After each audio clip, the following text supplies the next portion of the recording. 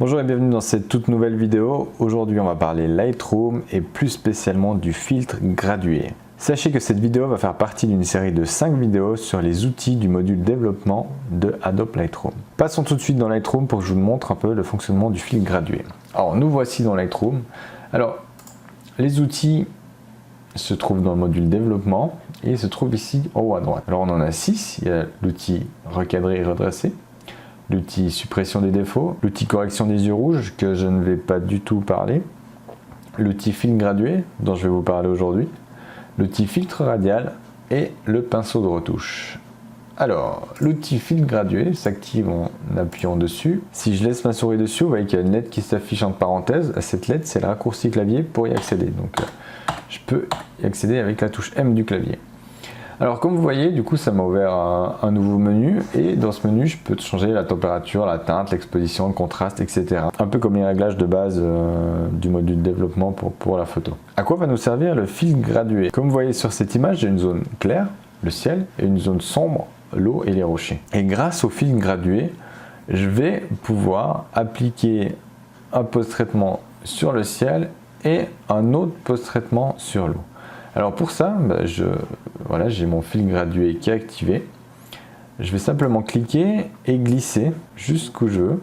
Voilà, là je vais m'arrêter sur l'horizon. Alors, je peux faire une rotation grâce en me mettant sur le côté. Je peux le déplacer en appuyant sur la boule. Je peux le rapetissir ou l'agrandir avec les deux traits du haut et du bas. Alors là, je vais juste le redéplacer sur l'horizon. Et si je laisse la souris sur la boule, vous voyez qu'il s'affiche une zone en rouge. Alors cette zone en rouge, je peux l'afficher avec la touche O. Comme ça, elle est permanente. Et en fait, ce que vous voyez, c'est que le filtre gradué va créer un dégradé entre les deux zones pour atténuer le post-traitement.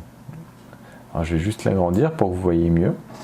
Et je vais juste enlever le rouge avec la touche O et sous-exposer en max pour que vous voyez vraiment le dégradé qui s'applique. Alors je vais remettre à 0 et je vais remettre mon filtre au niveau de l'horizon. Alors ici mon but ça va être d'assombrir ce ciel et d'avoir un peu plus de peps. Alors pour ça je vais légèrement sous-exposer, ajouter du contraste, diminuer un peu les autres lumières et augmenter, je pense, légèrement les ombres. Non, les diminuer légèrement. Et rajouter de la clarté pour vraiment obtenir un peu plus de détails dans le ciel et pour terminer légèrement saturé. Voilà, du coup maintenant si je veux appliquer un nouveau filtre gradué pour le bas, je vais cliquer sur nouveau. Et pareil, je vais cliquer et glisser contre le haut pour m'arrêter sur l'horizon. Là je vais juste le déplacer, pas je me suis arrêté avant. Simplement faire une rotation pour qu'il soit le plus droit possible.